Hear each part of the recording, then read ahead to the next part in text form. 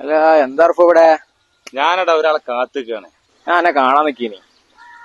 നമ്മളെ അളിയന്റെ കല്യാണം റെഡി ആണ്, അടുത്ത മാസമാണ്. അടുത്ത മാസം എന്ത് ഓന്റെ റൂമും കാര്യങ്ങളൊക്കെ ഒന്ന് സെറ്റ് ആക്കണം. റൂമും കാര്യങ്ങളും കുറച്ച് ബഡ്ജറ്റ് ഫ്രണ്ട്ലിയൊക്കെ ആയിട്ടുള്ള ഒരു സെറ്റപ്പ്. എന്നാലേ നമ്മളെ ഉക്കാശുണ്ട്. ഉക്കാശോ? ഉക്കാശ അടിപൊളിയായിട്ട് ചെയ്യും. അതൊക്കറിയില്ല.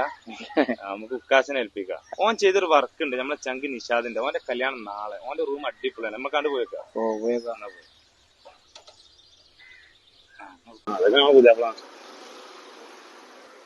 നിഷാദേ, എന്താ പാട്? എന്തായി കല്യാണൊക്കെ? നമുക്ക് ഇതാ ഇവന്റെ അളിയന്റെ കല്യാണം അടുത്ത മാസം. അപ്പൊ റൂം സെറ്റ് ആക്കണം. എന്റെ റൂം കാണാൻ വേണ്ടി വന്നേ നമ്മള്. എന്നാ പോലെ എന്നാ ബാ.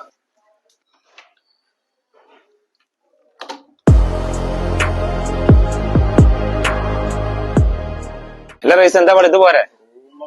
ഇഷ്ടപ്പെട്ടു ഞങ്ങക്ക്? എല്ലാം ഉക്കാശ ഉണ്ടോ ഇവിടെ? മേലുണ്ടോ? ഉക്കാശ വർക്കൊന്നും കഴിഞ്ഞില്ലേ? പിന്നെ നമ്മളെ റൈസിന്റെ അളിയന്റെ കല്യാണം ഉണ്ട്. റൈസിനോട് അറിഞ്ഞ് റേറ്റ് ഒക്കെ നമുക്ക് പാകത്തിന് കൊടുക്കാം. എന്താ ഇതിന്റെ പരിപാടി?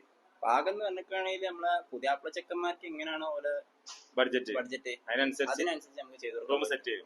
കട്ടിലാണ് കട്ടില്, അൽമറ ആണെങ്കിൽ അൽമറ, അങ്ങനെ സെപ്പറേറ്റ് ചെയ്തു. ഗ്ലാസ് കട്ടണാണെങ്കിൽ കട്ടണ്, സീലിംഗ് ആണെന്നുണ്ടെങ്കിൽ സീലിംഗ്, ഇനി മൊത്തമായിട്ടാണ് മൊത്തമായിട്ട് വേണമെന്നുണ്ടെങ്കിൽ നമുക്ക് അങ്ങനെ ചെയ്തു കൊടുക്കാം. അതൊന്നും പ്രശ്നമില്ല.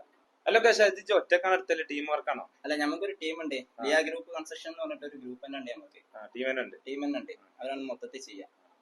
അപ്പൊ ചങ്ങായിമാരെ, നിങ്ങളെ കല്യാണം ഉറപ്പിച്ചതാണോ അല്ലെങ്കിൽ കല്യാണം നോക്കുന്നുണ്ടോ? എന്നാൽ ഇതൊക്കെ റൂം അടിപൊളി റൂം ആണെങ്കിൽ നമ്മൾ ഉക്കാസിനെ വിളിച്ചോളി. ഇനി റൂം മാത്രമല്ല കേട്ടോ, ഒരു വീട് നിങ്ങൾ പുതിയത് എടുക്കുകയാണെങ്കിൽ അതിന്റെ കിച്ചണ്, ബെഡ്റൂം ആയിക്കോട്ടെ ഒക്കെ വലിയ ടീം വർക്കായിട്ട് ചെയ്തിരും. അപ്പൊ ഈ താഴെ കാണാൻ നമ്മൾ വിളിച്ചോളി.